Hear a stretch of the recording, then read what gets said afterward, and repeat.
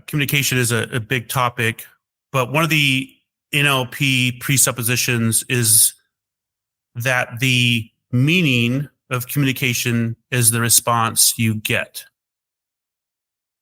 So if you consider that the meaning of communication is the response you get, if you're not getting the response you want from the person you're communicating with, the ownership shifts back to you to alter how you communicate. Often we just blame the other person and say, well, they just don't get it. They're too stupid.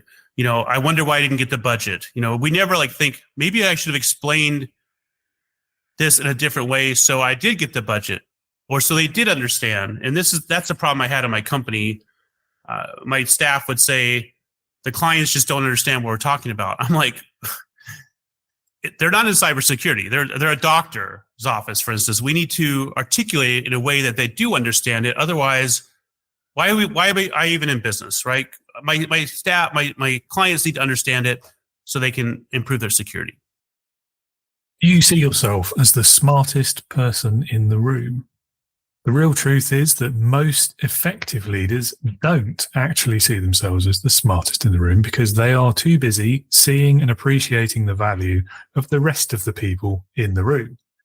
However, the trick in leading great teams to successful outcomes is often how well you can leverage your team or your company's smartest minds to the benefit of all involved. It's a skill as well as an art, and my guest today wrote the book on how to do this.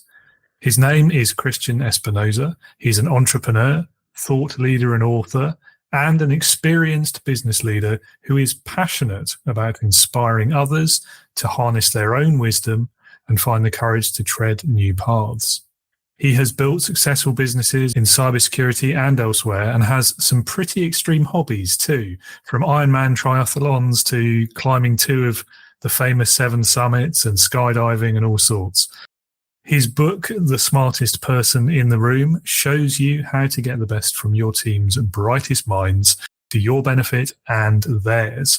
And today we'll be hearing about Christian's career and management experiences, lessons learned from his businesses along the way, and exploring his take on leadership, cybersecurity, and life in no particular order.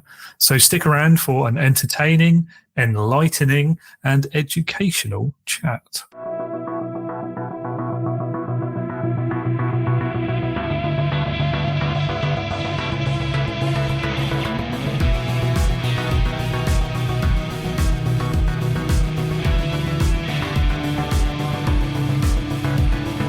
Welcome to the Leading with Integrity podcast. Leadership talk for the modern manager. With your host, David Hatch.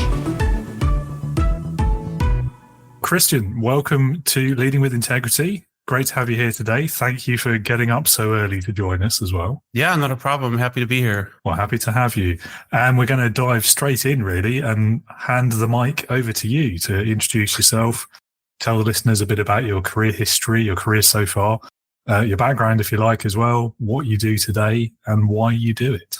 All right. So a little bit about my background. I grew up in extreme poverty in Arkansas. It's a state in the U.S. Known for being impoverished and not very populated. And I sought early on stability and safety in my childhood because I didn't have that growing up. It was very chaotic. My mother was addicted to pain meds, and there's always cops and accidents and arrests and things going on. So I sought that safety and stability and ended up applying to all the military academies. And I went to the Air Force Academy, which gave me that safety and stability that I thought I wanted. And then I only lasted about 6 years active duty. I didn't really like being told what to do all the time. And I worked as a defense contractor for a while, and then I worked in the commercial sector. And then I quit a job without having another job lined up. And I realized when I first started my entrepreneur journey, I did a solopreneur for a while, that safety and stability I thought I needed as a child really wasn't in alignment with my personality. I preferred to take risk and start my own business and grow my own business. I felt more aligned with that. And it just took me a while to unravel that seeking safety and stability because I thought that's what I needed because I didn't have it. But I realized after I achieved that with a 9 to 5 and, a decent salary and a white picket fence and then a house with a mortgage, that's not really what I wanted. So yeah, I'm on my second cybersecurity business now. I sold the first one and I'm growing this one, Blue Goat Cyber, hopefully a lot smarter than the last one. I've paid the dumb tax with the last business and hopefully I don't pay as much dumb tax with this one, as I say. The dumb tax. Yeah, I like that. Yeah, I paid a lot of it, unfortunately. Well, it's part of the journey. Yeah, I was going to say that's a good thing in a lot of respects, though, isn't it? Because it means you've paid your dues and you can learn from those mistakes. And yeah, I think we've all probably paid quite a bit of that tax. Yeah. Over our careers, haven't we? So interesting. So in the Air Force, then some pretty exciting experiences in there, I imagine. And then I know you're also into extreme sports as well. So I feel like you've got quite a different kind of varied CV, if you like. How did you go from all of that into cybersecurity? What joins the dots, if anything? Yeah, it's interesting. I went to the Air Force Academy to fly jets. I saw the movie Top Gun, which is one of my favorite movies. Top Gun Maverick is awesome as well. And I heard they're coming out with a Top Gun 3 soon. I saw that movie and I know it's Navy, but I didn't want to live on an aircraft carrier. So I thought I'll join the Air Force and fly jets in the Air Force. And then 2 years before I graduated, they started cutting all the pilot slots. So I would have had to wait, with a backlog for a while before I even got into pilot training. So I ended up becoming a communications officer. My degree was engineering. So I worked in communications in the Air Force. And then in the Air Force, you do a lot of in communications, like protecting classified data and stuff, which is cybersecurity. We just didn't call it cybersecurity back then. So I used that as a launching platform to go into the commercial sector in cybersecurity. Okay, that makes sense. Yeah. Yes, Top Gun has a lot to answer for, doesn't it? Funnily enough, I was interviewing a retired Navy pilot, and he was telling the same stories because obviously, when you meet a Navy pilot, you have to ask, like, is Top Gun real? The answer was yes and no to simplify it. But yeah, he did say most. He refused to put a number on it, but he reckoned there was a pretty high percentage of all the pilots he's met in his career were pilots because of Top Gun. It's like the best, I think, Navy recruiting movie unintentionally that they came out with. And it caused me a lot of anxiety because I was, I'm a big Top Gun fan and they kept postponing Maverick because of COVID. They wanted to have it live in the theater. So I get all amped up to see it, and then they postponed it again because they didn't, they weren't opening enough theaters. So I finally saw it in the theater when it came out in San Francisco, and then I saw it again in Hawaii. Then I've seen it, a few times as well, just streaming. So yeah, it was cool. Yeah. You've mentioned the dreaded C word there as well. But yeah, Yeah. COVID has a lot to answer for, doesn't it? I mean, on that subject, in the cybersecurity world, the COVID years, everything shifted online. I mean, did that have a big impact on cybersecurity generally? Was it something that people were a lot more worried about as a result, or did it not really have an impact? Well, it had a big impact on my first business because we did in-person cybersecurity training. Oh. And of course, when you can no longer hold in-person training, that line of business kind of went away, which provided some stress for my business. And then, yes, it did open up a lot of vulnerabilities because my company was used to working remotely and we had procedures, but most companies were not. So they had to quickly figure out what the security vulnerabilities are. And it's even things like in the background of a Zoom meeting, people could have a whiteboard with like customer names on it or a password and things like that a lot of people didn't think about. Or when you share a screen, people were sharing the entire screen and they might share something sensitive. So it's stuff like that I had already worked out in my first company that the rest of the world hadn't quite figured out. Because I think I was probably one of the first people to start using Zoom before Zoom really blew up because of COVID. Yeah, it's funny with Zoom, isn't it, in particular, and the others that kind of followed on from it. People talk about it as though it's only been around for a couple of years, but Right. It really hasn't. It's just nobody wanted to use it. Yeah, and I like my first company. We had an office, but I didn't make people go to the office. We all worked remotely and had meetings via Zoom, and we'd go to the office every now and then. But like like I said, is a growth process to get us to be mature. And I'm focused on cybersecurity, and even, what data is on somebody's laptop is a challenge too. So like with my company, all of our laptops had full disk encryption. So if the laptop was stolen, somebody couldn't get sensitive data off the laptop. And I think a lot of people didn't really consider that when COVID first happened, which opened up, like we said, a lot of those vulnerabilities. Plus you have shared laptops. You have shared devices where your family members can log onto your device. And sometimes your family members in the background and you're having a meeting, but they didn't sign a non-disclosure agreement with your company. So people just think, well, that's my wife or whatever, but they're not part of the company technically. Yeah. I mean, I guess a lot of companies, especially small businesses, they wouldn't have been providing laptops or computers to their workers. They were probably expecting people to use their own from home. And that has to be a huge vulnerability, doesn't it? That's a huge vulnerability because some people may not have a laptop. They may be trying to use a tablet or their telephone, and they may share the password of that computer with their children, which download all kinds of stuff. And a lot of people didn't have an office. So they're like working in the living room where everybody can hear them. And, it's a distraction as well. So it was definitely a lot of challenges for sure. Indeed. And if you could pick one, I don't know if you can, this might be too difficult, but what would you say has been the defining moment of your career, at least so far? There's been a lot of defining moments. I think one of the biggest ones, which set me on my entrepreneurial journey, was I was a VP working for a commercial company. I was doing penetration testing and overseeing projects with aircraft. So that was kind of cool. But I was having a consistent run-in with the CEO. And it was causing me like so much mental stress that I just decided to quit that job without having another job lined up. And as I mentioned earlier, I craved stability and safety. That's like my driving thing. In this moment, the stress got too much where I was like, screw it. I don't need stability and safety. I'm just going to quit. I'd never done something like that before. I'd never quit a job without having another one already figured out. And after I quit, I just felt like this wash of relief. Like, okay, I don't have to deal with this anymore. And I took a little while to figure out what I wanted to do. And I thought, well, at this point in my career, I've got a pretty big network. I've got a decent skill set. So why don't I try to do freelance work and just, work for myself, basically. So I did that for about 6 years, and I got bored with it.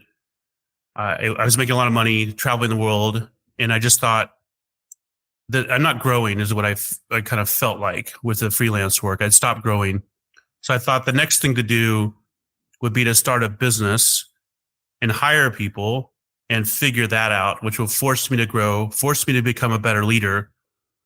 And I'll be somebody contributing to the economy and to the development of other people at a bigger level, because it won't just be me as a solopreneur. It's a team of people in my company. So yeah, that moment where sometimes we think in hindsight, it was a blessing in disguise, and that's really what it was, that all that stress, but I quit, and that put me on the path I'm on today. I have to say that part of it is a familiar story, not just because I did that myself as well. Mm-hmm. Very similar, butting heads with some unnamed individuals, quit a job without having one to go to, didn't really know what to do next, and ended up kind of working for myself and then starting a company of one as well. But I hear it from a lot of solopreneurs in particular as well, that so many people hit that point where they've just, for whatever reason, I'm done being an employee now. I've had enough of the bosses. I don't like the stress. I don't like the hours. I prefer the flexibility, all of those kind of different factors. And again, going back to COVID, a lot now has been written about that sort of wave of people doing that and the great resignation and things like that, all resulting from it in a way. Yeah, I'm not sure I quite understand this great resignation people talk about, because I feel like a lot of the people that sort of resigned, I don't know what they're doing. I'm not sure they actually, became a solopreneur or anything, but maybe I'm wrong. I sense a lot of people just quit working, and I'm not sure what they're doing for the great resignation, because we seem to have a lot of shortages for employees on a number of fronts. Even in cybersecurity, they talk about the skills gap, which I think is largely BS. I put an ad on LinkedIn for a penetration tester. And I think in like 10 hours, I had 109 applicants. And this is an industry that's saying you can't find any talent. I had no problem finding talent. But so I don't understand when we talk about this skills gap thing about we need 3 more million people in cybersecurity. It's not true from my perspective. That's interesting. Yeah, I mean, I don't think they all went off and started their own companies or became freelancers. I think they probably left the employers that perhaps weren't valuing them adequately and have moved industry, perhaps. I mean, certainly a lot of the industries that got hit worst by COVID, things like hospitality, for example, workers have left that industry and they're not coming back because why would they if it happens again? They know they're going to be treated badly. They know the money's not worth it. They know that their jobs will disappear if COVID hits again or something, or the next thing, whatever it ends up being. So I think, it's not necessarily they've just gone out on their own. I'm sure some of them have, but I certainly don't think it's all of them. But you're right. I mean, it's interesting. It's one of those things, isn't it, where what we read about it may not necessarily reflect the truth. Yeah, I do know several people because I traveled a lot during COVID. I would go over to the UK and to Ireland quite a bit, and Europe, which was a whole another set of challenges with travel and the red countries and the green countries and all this stuff was going on. But I used to live in St. Louis, and I'd go to the airline lounge, it's called the Admirals Club, and they closed it for a long time. And then they had it open for a little bit because you know how COVID, things were closed, they were open, they were closed again. And three of the people that were the most senior there decided that they were going to quit and go do something else. And they were old enough to get a retirement from American Airlines. So I think the whole thing of closing and opening just caused them, to resign and do something else for their life at that point, which is, kind of sad for me because I had known these people for many, many years. I saw them, in the club every week because I traveled all the time, and I know they worked there, but we're still kind of like some friends that I lost because of COVID as well. So now when I go to that lounge, there's nobody there I know anymore. So it's, has a little bit of an impact on a different front as well. Yeah, I mean, that's a good point that isn't talked about as much, is the kind of the customer's point of view and the customer experience that suffered as a result of those lost, well, I mean, in your case, almost like friends. Yeah. But certainly familiar faces, people who've been doing the job long enough that they were really good at it, that kind of aspect of it as well. Yeah. Yeah. So moving on, you've also written a book, I believe. Would you like to tell us a bit about that? I've written a couple books. My second one came out late last year, late 2023. My first book came out in 2021. The first book it's called The Smartest Person in the Room. It's about my entrepreneurial journey with my first cybersecurity company. And as a leader, I had to do a lot of reflection on the company, the culture, the vision. And I realized the biggest problem I had with my company, there were lots of problems, but the biggest one I had was I was hiring people based on their technical skills, not their people skills. And 99% of the problems I had in my business were because my staff lacked emotional intelligence or lacked the people skills. They had the high IQ. They were super rationally intelligent. And I decided to fix that in my company. And that's what I wrote the book about. There's 7 steps I have in the book. And that helped the company. And what I realized, not everybody was on board. So I had to let some people go. And then when I hired people, I flipped the script. I used to hire people pretty much purely based on their technical aptitude and if they had the right certifications and qualifications. But then I decided I'm only going to hire people if they culturally are a good fit. And that's what I looked at first. If they weren't, I did not even bother to look at their technical skills. And I think in my industry, and this is partly why I wrote the book as well, we get what we tolerate. I believe we do that in life. Whatever we tolerate, we get more of. And we tolerate in cybersecurity and in other high-tech industries people that don't have emotional intelligence. We sort of created this monster, and this monster results in poor collaboration, poor communication, because if I get my significance by being, quote, smarter than you, I'm always going to look for a way, my ego is, to find a way to be smarter than you. That means talking over your head. That means looking for a way to show you're wrong about something. And that is not conducive to a good client relationship or a good team collaboration. And that's the problem I am attempting to fix with my book and through some of my courses and my talks and other things. Yeah, I mean, that problem of, I think some technical industries, it is particularly challenging because there will be certifications that people just have to have before they're even able to do the job. But I do think there's a point of leverage maybe around get the right sort of personality or the right emotional intelligence, the empathetic skills, that side of things, and then the technical skills, the job skills can be taught. It's almost personality versus skill set, isn't it? But yeah, I mean, it is a difficult one. I think it's something that so many companies, especially in that tech kind of industry, really do struggle with because, again, as you say, it's easy to look at the tech. It's almost like the tech specs, isn't it, of the person? Well, you have technical people hiring technical people typically too, so they're going to look at people like them. See, well, and it becomes self-fulfilling then, doesn't it? So how do you solve that problem then? Tell us a bit more about the 7 steps. It's not an easy problem to solve. I believe as a leader, you have to set the culture, which is step 1, but then you also have to enforce the culture. So in my book, there's 7 steps, which were the result of what worked with my team over, several years of training, neurolinguistic programming, coaching, having people come in and talk about how to have crucial conversations, how to communicate better.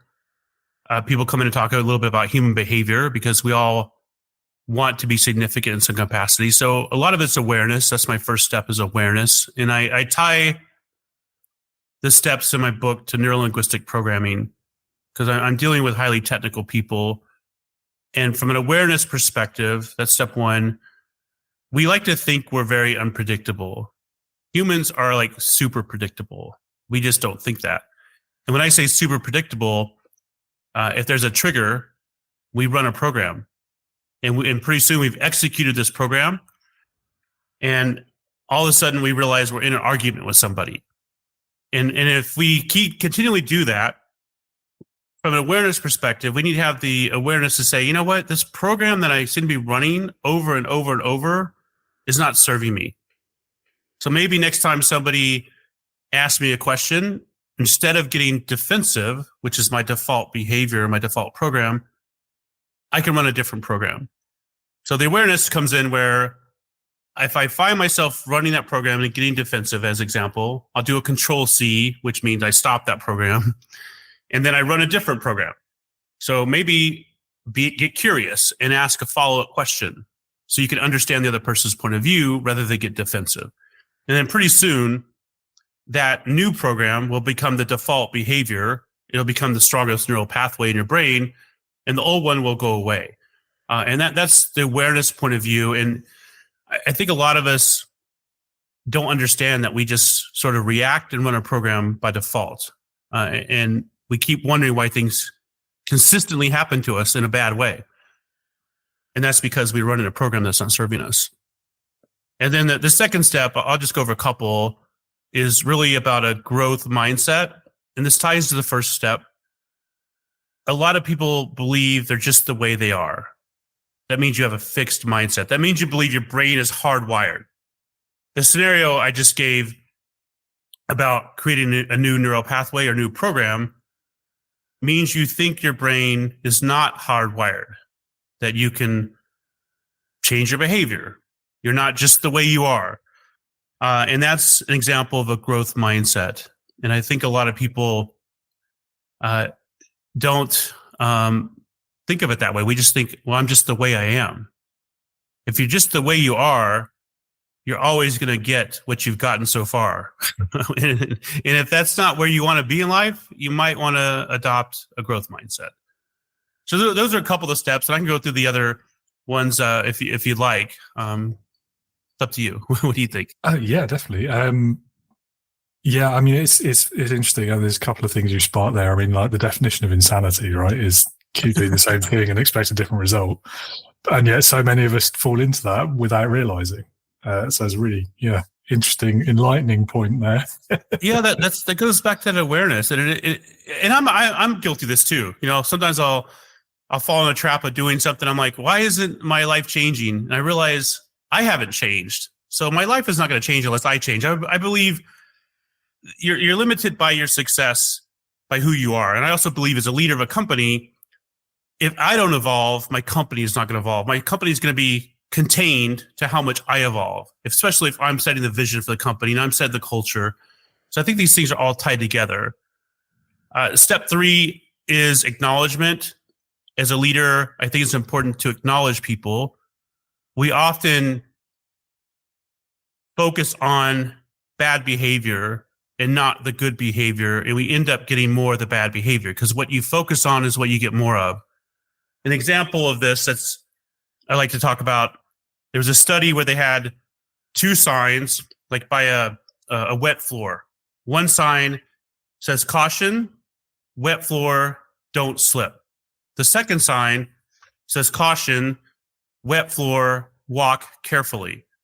So guess which sign resulted in more people falling? The one that said don't slip, because you're focused on not slipping. So we need to acknowledge the behavior we want more of. And for me, this was a challenge as a leader because I never acknowledged myself. I remember in 2005, I went to the Ironman World Championship for the first time as a spectator. I stood on the finish line. I had somebody take a picture of me. I told myself, one day I'm going to do this race. In 2015, 10 years later, I crossed the finish line as a participant, in the race. I raced the race. And I never took a moment to acknowledge this 10-year journey to get there. I was automatically thinking about what's the next thing I want to accomplish. And I realized after that if I couldn't acknowledge myself for something that took me 10 years to get to, I was probably not acknowledging my staff enough as a leader. And that really focused me on changing how I led people and looking for opportunities to say something positive about their behavior, not just looking for opportunities to notice when they made a mistake. And I think that's an important thing as a leader. The 4th step is communication. Communication is a big topic, but one of the NLP presuppositions is that the meaning of communication is the response you get. So if you consider that the meaning of communication is the response you get, if you're not getting the response you want from the person you're communicating with, the ownership shifts back to you to alter how you communicate. Often we just blame the other person and say, well, they just don't get it. They're too stupid. I wonder why I didn't get the budget. We never think, maybe I should have explained this in a different way so I did get the budget, or so they did understand. And that's a problem I had in my company. My staff would say, the clients just don't understand what we're talking about. I'm like, they're not in cybersecurity. They're a doctor's office, for instance. We need to articulate it in a way that they do understand it. Otherwise, why am I even in business, right? My staff, my clients need to understand it so they can improve their security. So that was a big one for me. And then step 5 is monotasking. So monotasking is doing one thing at a time. We are so fixated on responding to everyone else's demands, a text message, a Slack message, or whatever, instantaneously, that our brain is always context switching from one thing to the other. And this makes us super busy, but not very productive. I would argue not productive at all. Most people are just busy. The whole day goes by. They take an exhale. Wow, that day's over. They repeat the same thing tomorrow. And they haven't made any progress on the things they really want to make progress on. So I think it's important to take a step back and try to become the star of your own show versus the supporting actor and everybody else, which is what you're doing if you're responding to all those demands. And monotasking also helps with being present. Like I'm still surprised by how many people go out to dinner and I'll see like a couple sitting there and they're both on their phones. Like how pleasant is that conversation? Or how appreciated does the other person feel if they can't even get the time with the person across the table from them? So I think it's something we super need to focus on in society today. Everybody's become glued to their phones, and I don't understand it. Because like if I'm in a conversation with someone and they pick up their phone and start like responding to a text message, I just stop talking because it's like obviously what I have to say is not that important. So I don't do that for anybody else either. And all these steps are in my book. Obviously, the next step is empathy. I think with today, there's a lot of division. There's the pro-vacciners, the anti-vacciners, the Republicans, the Democrats, the this and the that. And if you see your fellow human is separate from you, it's hard to be empathetic. With me, something that sort of hit hard on this one is a couple years ago, I had blood clots in my left leg and I almost died. And I had 6 of them. And the doctor came out and, delivered the news. He's like, I had these tests done. I had to wait in the waiting room. He comes out and says, well, you got blood clots. I'm like, okay, what does that mean? He says, well, it means you can die or, have a stroke at any moment. And I'm like, it's kind of like not good news to hear that. So I'm like freaking out. And I start crying. I'm there by myself. None of my family's around there. I was single. And I'm crying a little bit and freaking out. And he notices that. And what he says is, he's like, oh, don't worry about it. I see this all the time. And it kind of like pissed me off because I'm like, I don't see this all the time. This is the first for me. And I realized, like, zooming out, that he was looking at this scenario purely as I'm the doctor. This is the patient. I'm delivering news. I'm looking at he was looking at it through his lens versus my lens. And it's hard to be empathetic when you're only seeing things through your perspective. And then today, there's so much divide. Like these people are this group, these people are this group. It's hard to be empathetic with them if you see that. We need to look at everybody as fellow human beings. We're just humans, and we have a lot of the same challenges. And the last step is Kaizen. Kaizen is a Japanese word that means continuous and never-ending improvement.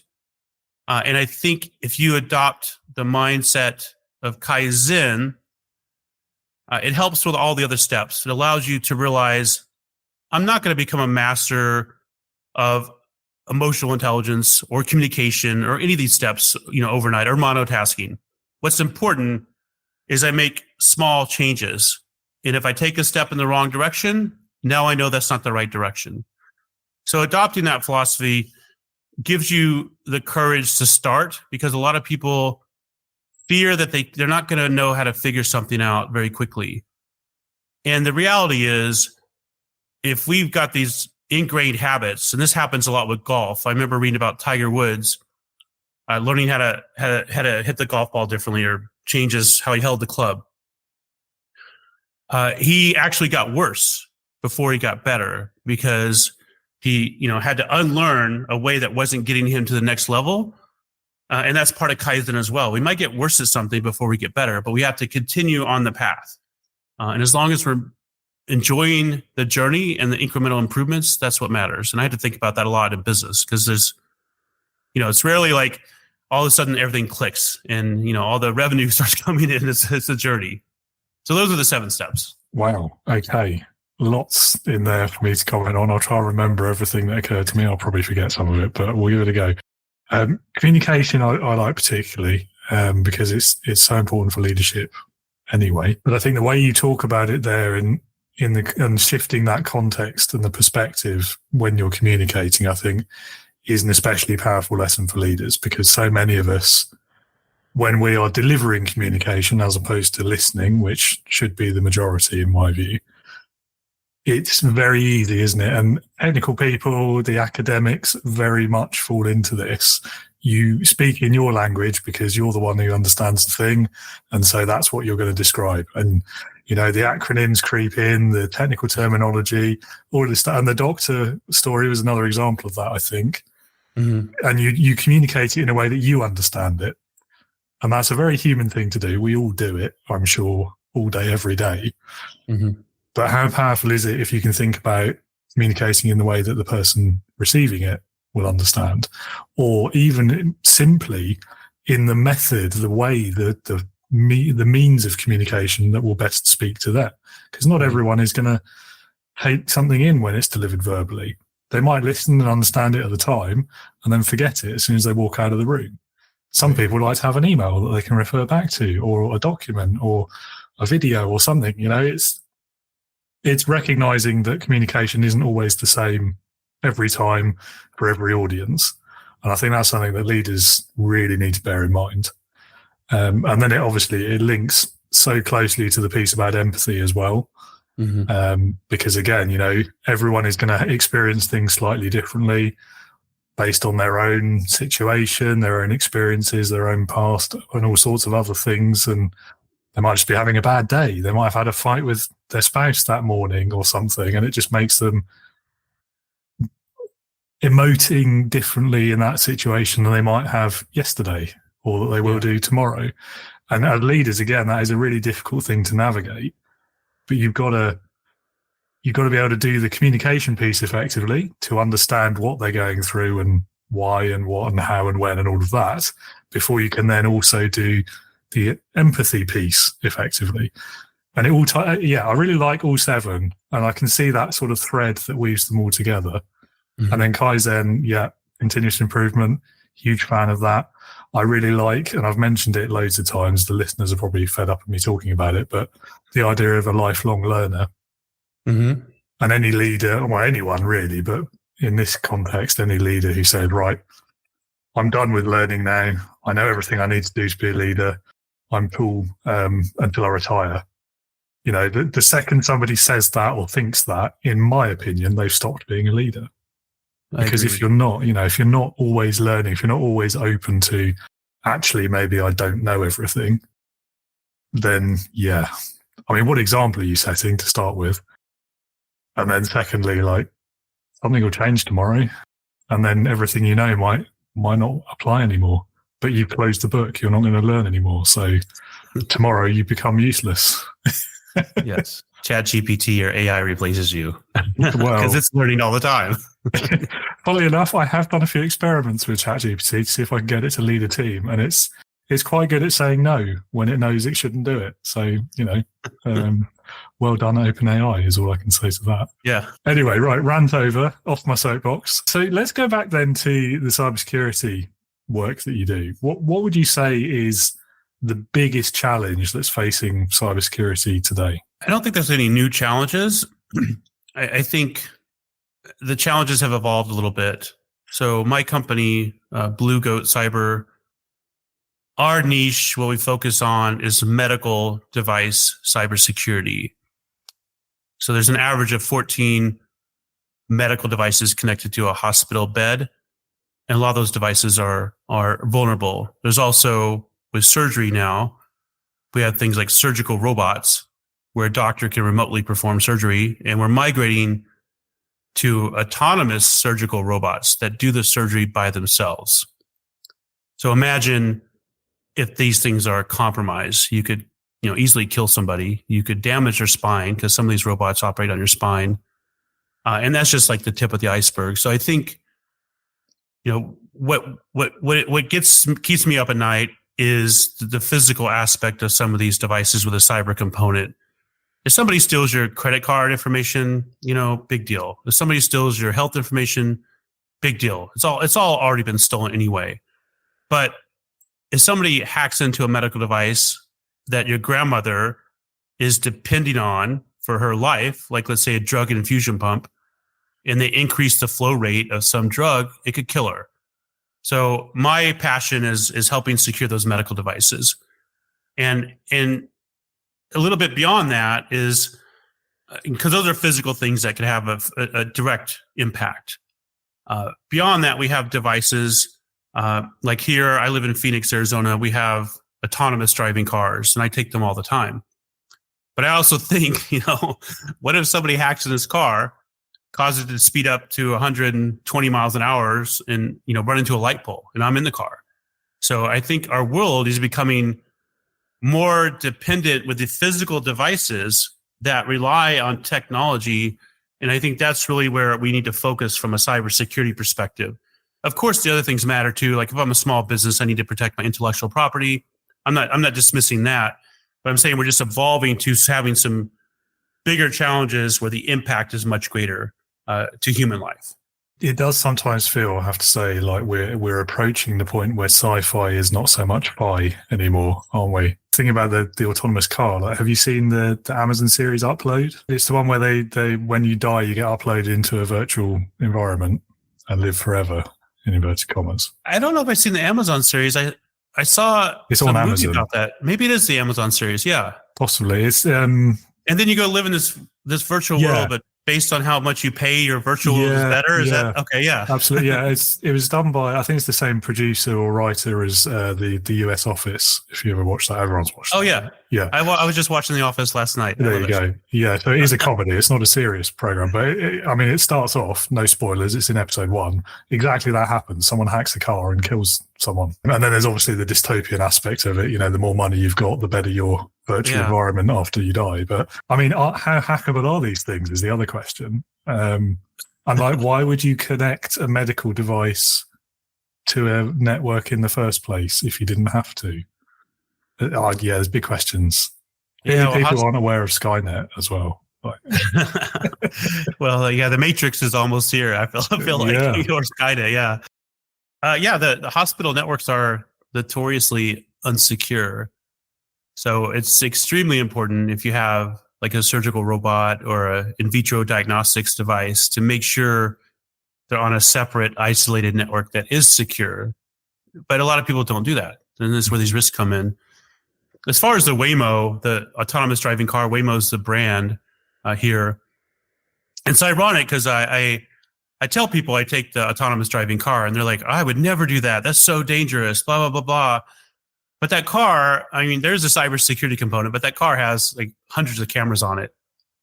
And the one here doesn't drive exactly to the gate at the airport to drop you off. So I take an Uber every now and then. And my girlfriend and I took an Uber like one time right after we took the Waymo the night before, and people were complaining about like, we're so crazy. The Uber driver was this 85-year-old woman that showed up. Before my girlfriend got fully in the car, the door wasn't shut. She was still getting in. The Uber driver started driving off. So it almost like if my girlfriend wasn't quick to get in the car, she could have been like ran over by the rear tire. And then the Uber driver got lost and then almost like ran into another car when she tried to park by the gate at the airport. So, we like to think these autonomous driving cars are so dangerous, but I've never had that problem like I have with that Uber driver with any of the autonomous driving, ones I've taken. I've taken probably 100 of them here in Phoenix. So it's something to consider for people. It's a good point, isn't it? Everyone gets so up in arms about, I'd never trust my life to a machine and all that sort of thing. But first of all, we probably are every day. We just don't realize. Right. And secondly, it's not as if human drivers are like these infallible, no accidents ever happen, like godly figures, is it?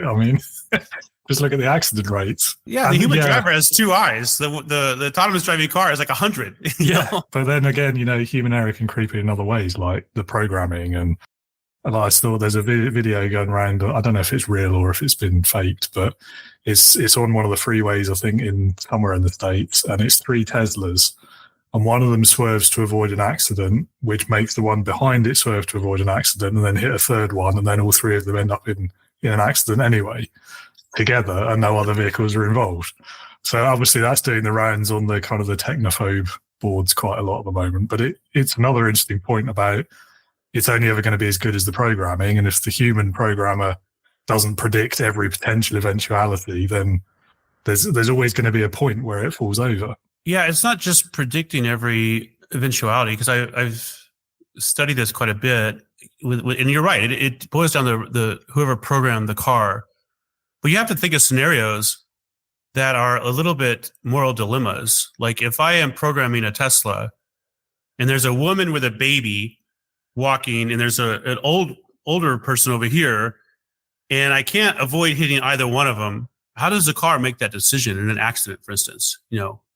That's where the program really comes into play. Like, well, somebody has to make a choice, like which type of human or which, is a baby more important than an older person? If I have to hit somebody, like how to, these things like are what I wonder about. Like who made these decisions and who programmed this technology? And a lot of people think these things just operate by themselves, but they don't, obviously. And the same thing with AI. AI is because I do a lot with AI. It's largely based on whoever is doing the prompting and the prompt engineering, as we say. That's how the AI is going to respond. It just doesn't know how to respond by itself. Somebody is programming it, and if that programmer doesn't have the best intentions, then we have technology that can be doing something nefarious, really, or make decisions that somebody else may not make. Yeah, and I feel like with AI, that's more of a sort of the buzz phrase for the headlines than an actual description of what it is right now, because there's no intellect there. It's not really intelligent. It's just following a program. It's following a bit of training. It's doing repeatable things that it's been told to do over and over and over again. And yes, the outcome improves, and yes, it is learning to a point, but it's also not really thinking, is it? Yeah, I don't know. Maybe sci-fi is still further away than we think. Who knows? It's interesting, and like I do a lot with AI, and I've had AI write like an article, and then I'll have another AI check the article to see if it looks like it was AI written.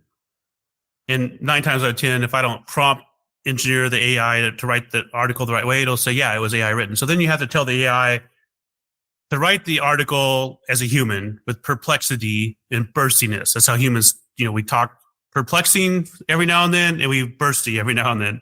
And then we have to tell the AI, well, make it so another AI can't detect it was written by an AI. And I've done experiments where if you prompt the engineer, the AI, to write the article well enough, another AI can't detect it. So it's like, it's kind of this battle of AI versus AI. And in cybersecurity, people always ask me about AI.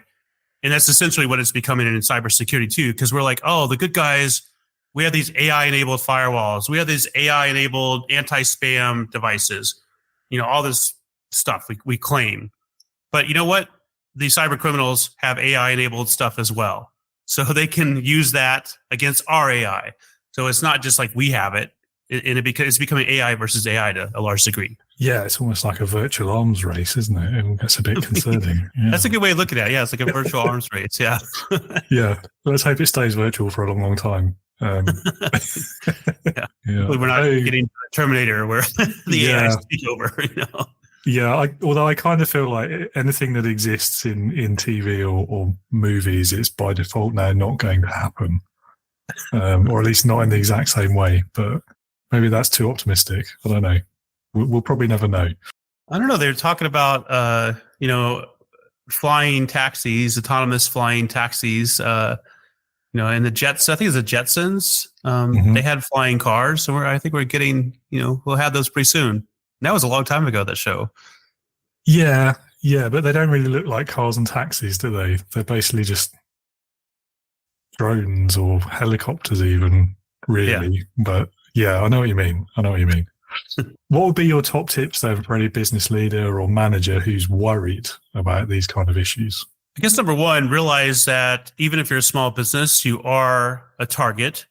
Cyber criminals don't really care where they make the money. They just want to make money. And typically they have automation that is scanning thousands of businesses in which everyone has a vulnerability. They get in automatically and they start their model of how to make money. Basically, that could be ransomware or whatever the tactic is. So I would, number one, understand that no matter how small you are, no matter what industry you are, you can be a target. And then once you have that awareness, I would do a few main things which will reduce your footprint from an attacker perspective. Number one, turn on multi-factor authentication on all your systems, especially your email. Number two, make sure all your systems are patched and updated. This includes your IoT devices like the television in your conference room, for instance. Everything needs to be patched and updated. It includes the applications on your system. So if you have a Windows operating system and you have Adobe Acrobat Reader, that needs to be patched. Your Chrome browser needs to be patched because people typically get in through a vulnerability. And the other component is your staff. Obviously, you want to train your staff to have some awareness about phishing emails. But the reality is people are going to fall for phishing emails no matter how well they're trained. We try to think we're just going to train them and train them and train them and train them, and that never works. It reduces the number of people that fall for phishing scam, but it still doesn't work. So I would do that, but then also on the back end, we have to realize cybersecurity is not just technology. There's a process. And one of the biggest scams with small businesses is sort of a phishing email scam or a business email compromise scam where someone says they pose as the CEO and they say this vendor needs to be paid ASAP. And we need to wire them $1 million to this account. So rather than somebody just doing that, like your accounts payable person, have a procedure in place to make sure that email actually came from the CEO. And that is procedural, not technical. That could be a simple matter of like, okay, I'm going to call the CEO and say, hey, I got a request from you to wire $1 million to this vendor. Is that really your request? And the CEO can say no or yes, right? But we don't do the simple things. And everything I listed was relatively simple. I'm not saying they're easy to implement, but one of the challenges in cybersecurity is people have made it super complex, and it's not complex. Instead of doing 100 things on a checklist, which is what we often try to do, some auditor tells us we got to do all 100 things. We can't do 100 things. Do the top 5 that will give you the biggest return on investment and reduce your risk the most, and do those 100%. Not all 100, 5% each. That doesn't work. And I think that's the reality of where we are these days. We need to focus on, with anything in life, we need to focus on the things that matter the most.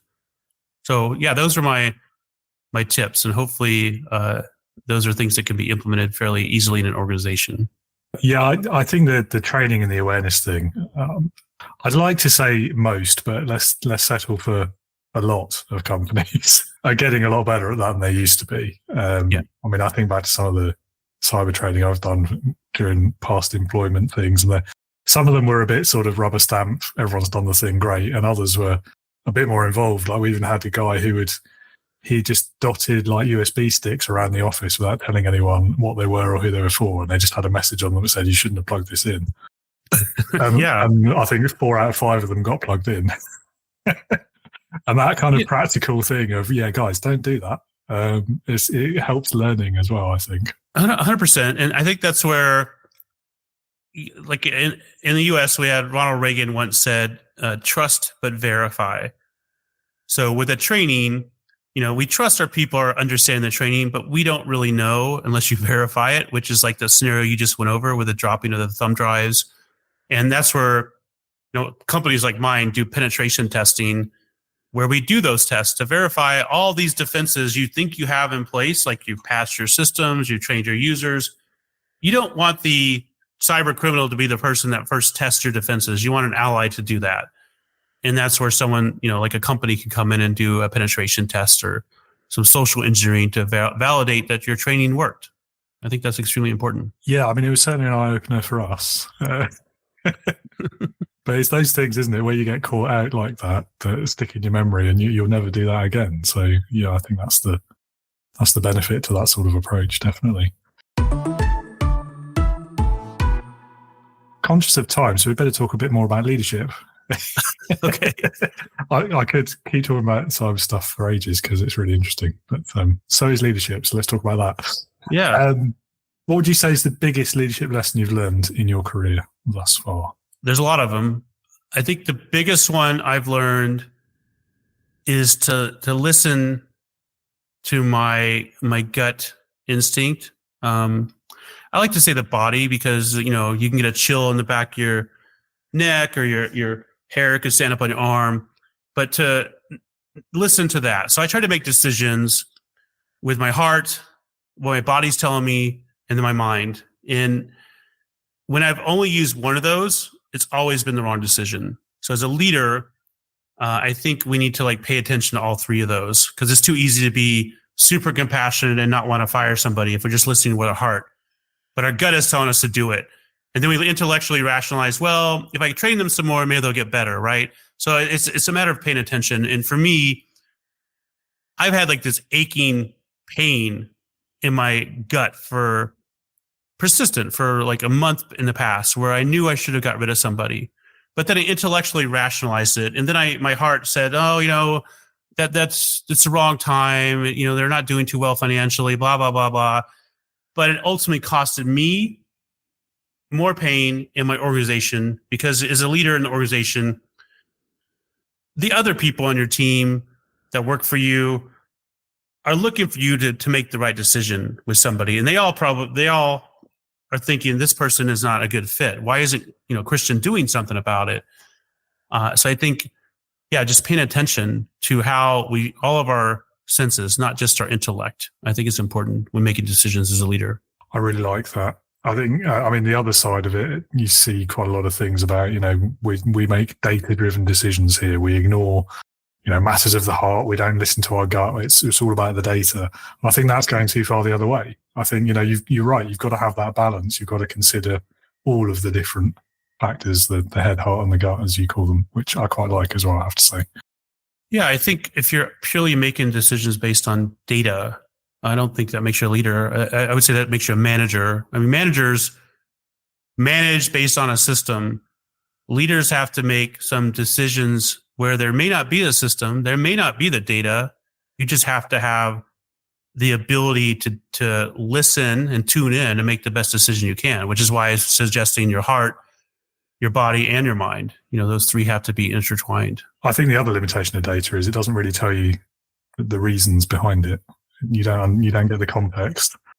And, you might think you're being objective by doing that, but really you're probably missing half the story, which you need to know to make the right decision. So 100%. Yeah. Okay. So what has been your own best experience of being led? One scenario that sticks out to me is there was a guy, I was on a team doing defense contracting work. And the team leader was this guy named Patrick. I was in the UK actually when 9/11 happened, and we were working on a military installation over there, optimizing their environment and securing it. And then, we saw 9/11 happen. And the way he handled that scenario, I thought was a good example of leadership. We were working late because we were doing some upgrades to the environment. And so we saw what was going on with 9/11. But instead of freaking out, he said, look, we have this mission to do here. We have this stuff going on in the US, and obviously it's affecting people. So let's just call it a night tonight. We'll go out and have dinner and have a couple drinks, and then tomorrow we'll come back to work, but we'll keep an eye on things. It wasn't like he just freaked out, and he did a really good job balancing what we were trying to accomplish while we were in the UK and what was going on in the US with the team dynamics and the team emotions in a way that wasn't, too focused on one thing. And I just thought that was a really good example of leadership, because we all felt, and I think that's what's really important, is how people feel, and how you make them feel as a leader is the most important. We all felt, nobody freaked out, and we felt like, okay, we're doing the best we can in this scenario, and our team leaders got our back, and he's leading us in the right direction. And I think we forget about that sometimes as a leader. I believe that life ultimately boils down to how we feel on a minute basis or a second basis, not a daily basis. It's every minute and every second. And as a leader, if you make someone feel appreciated and understood, and you're empathetic a little bit, that goes a long way versus just treating everybody like a robot. Plus, it helps that communication, as we discussed earlier. If you understand a little bit about what somebody might be going through, you can communicate with them a little bit better as well. And that's what Patrick did very well on that trip. Yes. And much is said these days about psychological safety and about how that's the leader's responsibility. But I think in situations like that, it's not just psychological safety, is it? It's safety. It's making people feel safe in those extreme times when things like that are happening, and you probably everyone's worried about their family and people they maybe knew in New York and things like this at the time. And just being aware of that and adjusting your leadership. And at the same time, he was probably having very similar experience himself and overcoming that to look after his people first. I mean, yeah, I agree. It's a great example of leadership. Yeah. So much so I wrote about that example of my second book as well. Okay, I have a difficult question for you now. It's the time travel question. So if you could go back in time to the beginning of your career, what advice would you give your younger self? I would tune into what I wanted to do with my life a lot sooner, and tune out of what society, parents, friends, and everybody else expects of you. Academics. Because for me, I think I knew what I wanted to do, like be an entrepreneur, take risk way early on. But I kind of tuned out of myself and tuned in to the rest of society, thinking, well, the definition of success is to, get married, get a mortgage, get a car, get the white picket fence, get the dog, get a 9-to-5 job. And I did all that. And I thought, because I wasn't, that's what society expected. And it killed me. It killed my soul. I remember driving to the 9-to-5 job once, and the exit on the interstate was coming up, and I just felt like driving by the exit and starting my life over. I'm like, what did I get myself into here? So, and I knew that earlier on. I just ignored it. So I think it's important to tune into you and tune out to everything else. And I think that's a hard thing for us to do today because there's so much distraction, so much information, so many, quote, gurus telling you what to do. But I think innately, we know what to do. We know what our purpose is. We know what motivates us. We know what drives us. We know what makes us want to get up in the morning. It's just we need to tune into it and tune out to the rest of it. So that would be the advice. It's good advice. Know thyself is all well and good, isn't it? But you have to then actually do something about it once you've done that. Well, that's the second part, of course. Yeah, that's the important part, I think. Well, yes. They're both important, aren't they? But maybe the second bit is the you got to take the action once you know what you need to do and what you want to do, of course. Without action, it doesn't matter. It's just a dream. It's never going to become reality. Yeah, absolutely. And that's where so many of us get stuck, isn't it? I mean, again, it's one of those things that probably everyone can relate to because we've all done that. Whether it's, I need to pay the mortgage, so I'm going to stay in this job that I hate for 10 years, or, I'm worried about this or that. And it drives you down the wrong path sometimes, and you end up being less happy and probably earning less money in the long run as well. Yeah. It's a good lesson, definitely. There's that movie, Up in the Air, with George Clooney. And there's a scene in that movie where he's firing this guy, and he's like, how much do they pay you to give up on your dreams? Because he knew this guy, based on reading his resume, wanted to be a chef. And the guy had been in this company forever, but they just give you a little bit more money every year and a little bit more the next year. You've got the health benefits, and pretty soon you've spent this money, you've bought a bigger house, you've bought a better car, and you never really make it ahead, and you get trapped. And I think it's important to keep an eye on that. And a lot of us fall into that. And that's okay for some people if that's really what you want to do. But I think a lot of us are, get in that trap and we don't know how to get out of it. And that's where that Kaizen principle comes into play. I mean, every night, instead of watching 2 hours of TV, maybe watch 1 hour, if that's what we do, and spend an hour figuring out a plan to do something else that you want to do, to turn your interest into a reality. That may be taking a class, and maybe savings, figure out how to save some money, figuring out how to make a little more money on the side. But we have the ability to change our lives. We just largely get so exhausted from our day-to-day jobs that we don't put in the extra effort. And as an entrepreneur, a lot of people think we have it made, or I have it made. And I'm like, look, I traded a 9-to-5 for a 5-to-9. Basically, I'm working more than I've ever worked, but I don't mind working it because I'm building something that I'm passionate about. Which is a little bit different than building somebody else's, dream, or working for, a 9-to-5. And I'm not saying there's anything wrong with a 9-to-5, but I think if it's not what you want to do, you need to find a way out of that before it becomes something that sucks your soul, which I think it does for a lot of people. Yeah, definitely. Or, reassess the way you look at it. if the 9 to 5 is just the means to the end, it lets you do that other thing on the side, or it pays for your real passion outside of work. It's mindset, isn't it? So much of it, and what's healthy versus potentially unhealthy as well. And it can be just as simple as the way that you're looking at something, the way that you think about it. Don't let it be a drain on you. That too. Yeah, you can just flip the mindset and say, this 9 to 5 supports the lifestyle I want, and I'll make the best of it because I get to do all these other things because of it. That's a good way to look at it as well. Yeah. Also incredibly difficult though, particularly if you're hating your time there. So none of these things are easy answers, unfortunately, but there we go. That's right. Leadership Heroes. If you had to pick one person, and it could be anyone you like, they could be alive, dead, past, present, real, or even fictitious, who in your opinion would perfectly embody leadership, who would that person be and why? I'm going to pick a fictitious one. I'm going to pick Donna from Suits, the series Suits. And I'm picking Donna. I don't know if you've seen the series Suits or anyone has. Yeah. Donna's not the official leader in the office, but she's the person that holds the office together. In my opinion, she is the leader of the office, but her title later in the seasons, it became, COO.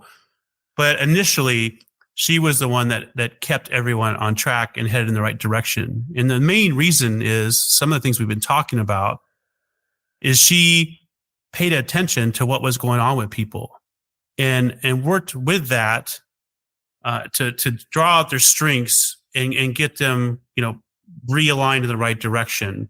And she had that skill, which is that emotional intelligence we were talking about and the people skills. And I think that it was demonstrated brilliantly in the series. And I also think, because this came up quite a bit, it was her dilemma a little bit. She's like, she realizes she's leading this organization, even though her role, I think, was like executive assistant or something.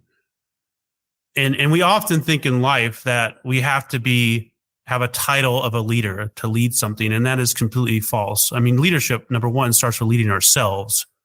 There's no title with ourselves unless whatever you want to bestow on yourself, but you need to lead yourself. And you've got a family that could probably need some leadership and people around you. It doesn't have to be a formal title. And that with Donna, I think, is important. Plus that emotional intelligence component, which I think made her leadership so great in that series. I really like that choice for two reasons. One, it's been a while since we've had a fictitious one. And secondly, nearly all of the fictional ones we've had in the past have been a Star Trek captain. Oh my goodness. Quite often the same one, actually, which is interesting, but I'll talk about that elsewhere. I'll be honest, I haven't seen the whole lot of Suits. I stopped just after the main guy left, because obviously there was a royal wedding, and that kind of upset the series a little bit, didn't it? Oh, yeah. Let's not turn this into a TV critique, but I felt like it lost a little something after he'd gone, because that was the whole point of the series, was that interaction between him and, I want to say, Harvey. Yeah. Yeah. But yeah, I mean, Donna, you're right. I mean, all the way, almost from the start, she was displaying those key leadership behaviors.